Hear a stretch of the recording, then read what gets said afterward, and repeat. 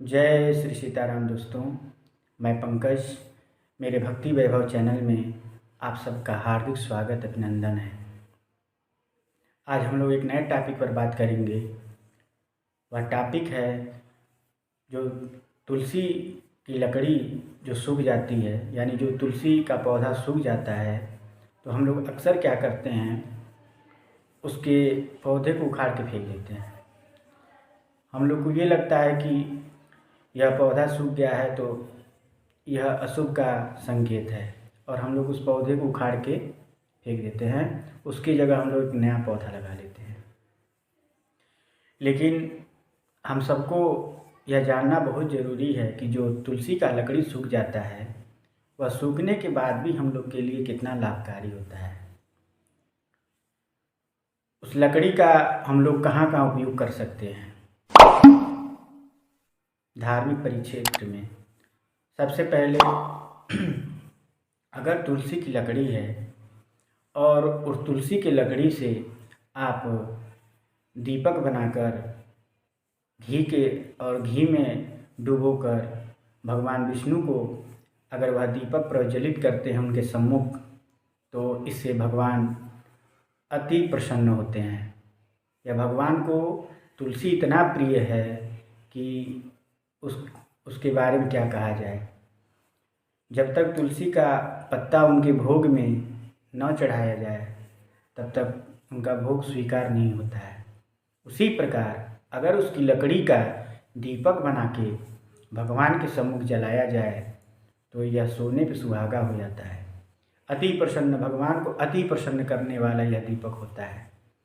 अगर कोई आप दीपक डेली जलाते हैं और उस दीपक में ये तुलसी का लकड़ी का प्रयोग करके बत्ती बनाते हैं और जलाते हैं तो उसका 100 गुना 1000 गुना ज़्यादा फल प्राप्त होता है उस दीपक जलाने से।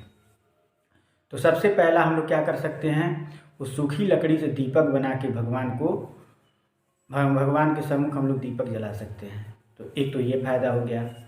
दूसरा फ़ायदा ये हुआ कि तुलसी के लकड़ी को जब भगवान को हम लोग सुबह चंदन तिलक लगाते हैं तो तुलसी की लकड़ी को थोड़ा सा चंदन घिसिए, थोड़ा सा तुलसी का लकड़ी घिस के उसमें रोड़ी, सिंदूर, हल्दी का पाउडर, ये सब मिला के अगर भगवान विष्णु को हम लोग तिलक करते हैं तो वह भी भगवान विष्णु को अत्यधिक प्रसन्न करने वाला तिलक माना जाता है।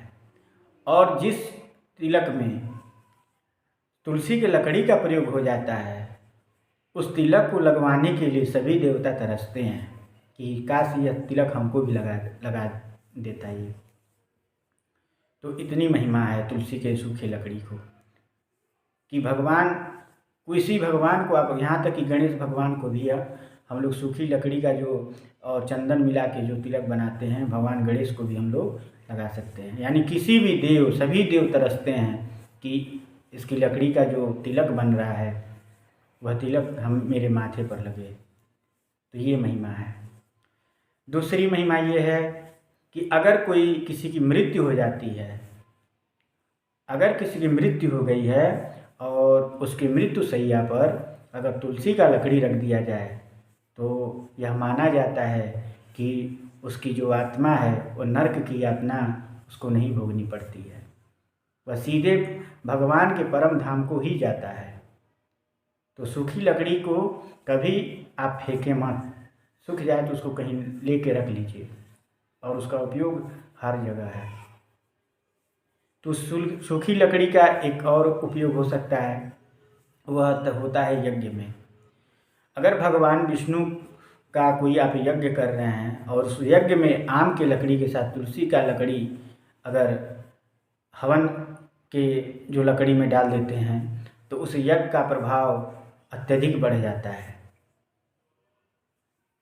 पांचवा हम लोग कहाँ उपयोग कर सकते हैं कि अगर भगवान विष्णु को आप भोग बनाते हैं, जैसे हलवा बनाते हैं, लड्डू बनाते हैं, कोई भी भोग सामग्री आप खीर बनाते हैं और वह सिर्फ और सिर्फ तुलसी के लकड़ी, सूखी लकड़ी से अगर उस पदार्थ को बनाया जाए तो क्या पूछना, भगवान उससे अत्यधिक प्रसन्न होते हैं। और इस तरह का आप अगर उपयोग करते हैं तो भगवान जीवन में कभी ना कभी आपको ज़रूर अपना दर्शन देते हैं। तो तुलसी के लकड़ी का इतना भारी महत्व है, यानी भगवान विष्णु को वह अत्यधिक प्रसन्न करने वाला पौधा होता है। जब वो हरा होता है तो हरे में पत्ता तोड़ के भगवान को चढ़ाया जाता है और ठाकुर जी को उसी का भोग के रूप में दिया जाता है। और सूखने के बाद भी उस लकड़ी का कितना बताइए उपयोगिता है। और हम लोग उसको तुलसी के जब लकड़ी पौधा सूख जाता है तो हम लोग उखाड़ के उसको फेंक देते हैं। तो आज के बाद हम सब सावधान हो जाएं, कभी भी तुलसी का पौधा सूखे तो उसको उखाड़ के धो के और हम लोग रख लें। और ये तुलसी का माला भी जो बनता है वह तुलसी के लकड़ी से ही बनता है। हम लोग चाहें तो तुलसी का माला घर ही पर उसको बना सकते हैं। तो तुलसी का लकड़ी हर जगह उपयोगी है, इसलिए उसको फेंकें ना, उसका अपने जीवन में भगवान विष्णु की प्रसन्नता के लिए उसका उपयोग करें। जय श्री सीताराम।